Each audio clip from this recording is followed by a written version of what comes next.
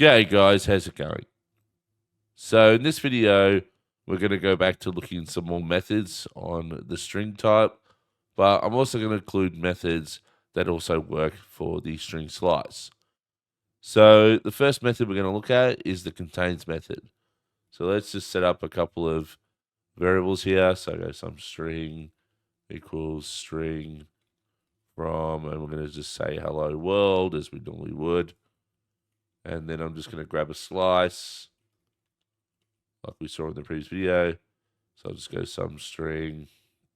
I'm going to get a reference, sorry, to some string. And we'll grab the first word, right? So 0 to 5.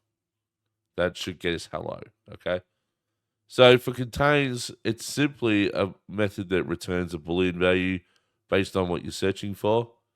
So let's say I'm going to do a print line here. And just in parentheses, I will say some string dot contains, and what I'm going to put in here is a slice that looks for the word, say, world, right? And I will do the same for the slice. We'll have them both look for the word world, right? Now we know with the first one, for the string, it's going to exist. So this should return true. But for the slice, it should return false because the word world is not in the slice. Only the word hello is. Okay? So let's just quickly run it. And there we go. We get a true and a false. Now, if I change the bottom one to say, all right, I want to look for hello, well, now you'll see they both return true. Cool. So that is the contains method. Can be handy from time to time when you just want to look for a certain word in a string or a slice in this case. What I might do is I might keep the first two lines. So the next method that I want to look at is the starts with method. That looks a little bit like this. In fact, I'll keep the two print lines. So say I want to say starts with. What I'm looking for is for this text to exist at the beginning of the string or slice. So world will not begin there. So if I do this, and I do the same with the slice, they should both return true because hello is at the beginning of the string and the slice. But if I change either of these to say world, which is not at the beginning of the string or slice, they both will return false. Cool. So just to follow up with that, there's also a ends with. All right, so ends with function, which will look at the end of a string. So in this case, we've got world with an exclamation mark. So if we check for the presence of that, what's going to happen is for the string, it's going to return true because world does exist on the end. But for the slice, we're only grabbing the word hello, so it's going to return false. So let's just quickly run that. And there we go, true and false. Now if I change the slice to also look for the word hello, which is the full string in the slice, that will also end with hello, so that should return true as well. Cool. So that starts with and ends with. Now we can also use a find, which will give us an index of where a word is at if word or letter, depending on what you want to do. It'll find the first presence of that word or letter from the left-hand side of the string. So, for example, say I want to look for this letter L, right? This L here. So I'm going to change this to a single character and say find me the L. Or you can keep it as double quotes as well. That will work just fine. But what this is going to return is this is going to return an option. So we have to use our if let sum. And I'm going to look for L index like so equals some string dot find. And we're going to look for that L, right? And when we do that, I'm going to print out the letter L was found at index blah. I'll put in some string at index, and then here I'm going to put some string dot find. Sorry, not find. I'm going to use L index. Sorry. Cool. And then essentially I'm going to do the same for the slice. So this becomes some slice and this becomes some slice.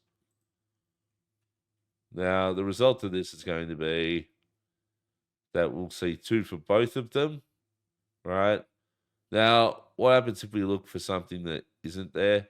So let's say for this one, the W, whoop, can't get the right keyboard. So now I'm looking for the W, right?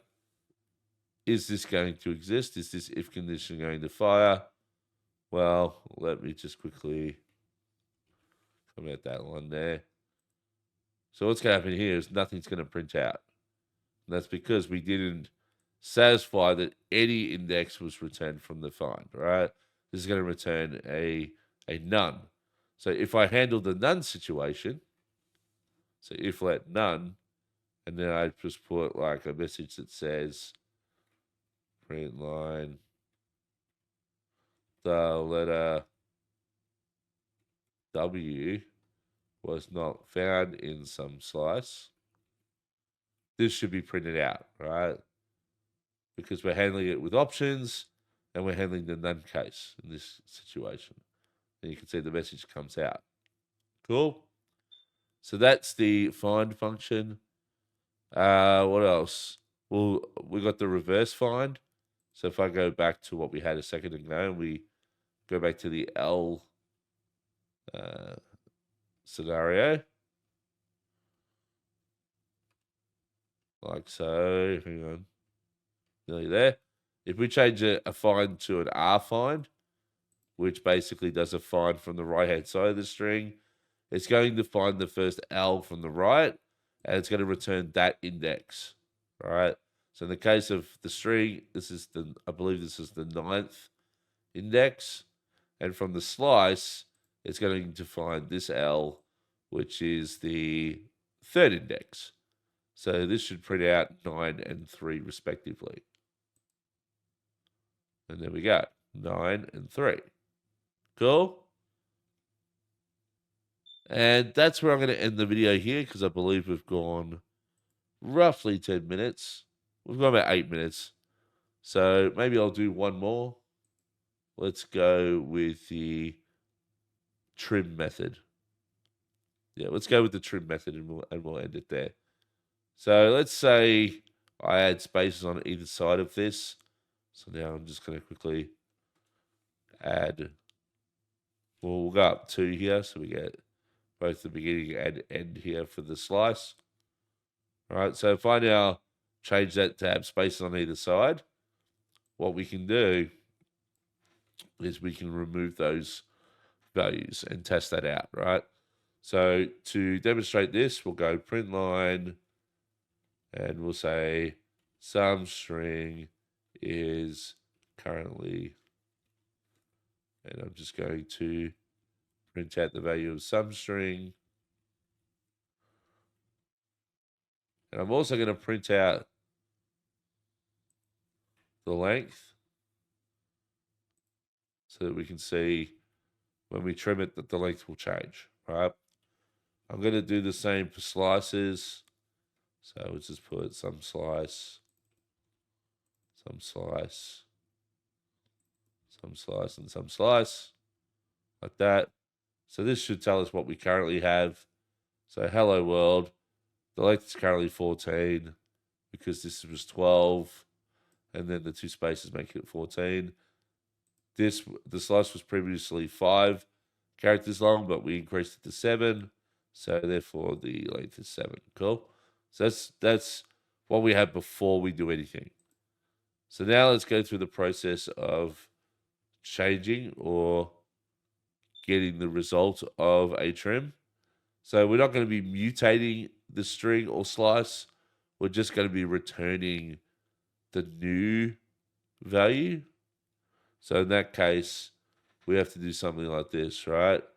We have to basically assign a new variable called, let's say, trimmed string equals some string dot trim.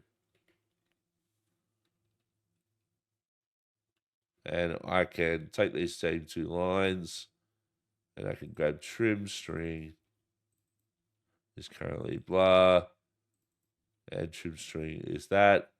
And then I'm just going to do the same thing for the slices down here.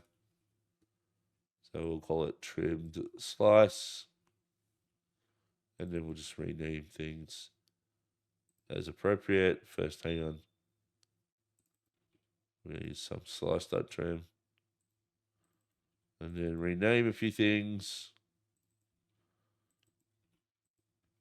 So what this is now going to demonstrate is these two trim things. The length should be reduced by 2 compared to its counterpart. So some string it was 14, trim string should be 12. Some slice was 7, trim slice should be 5 in length. All right. So let's quickly just run this.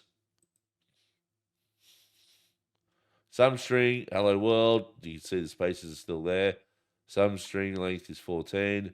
Trim string is currently spaces missing. There it is. Length is 12. Slice is space 7. Trim slice is just hello with 5. Cool. So that is the trim method. And that is where I'm going to finish this video for now.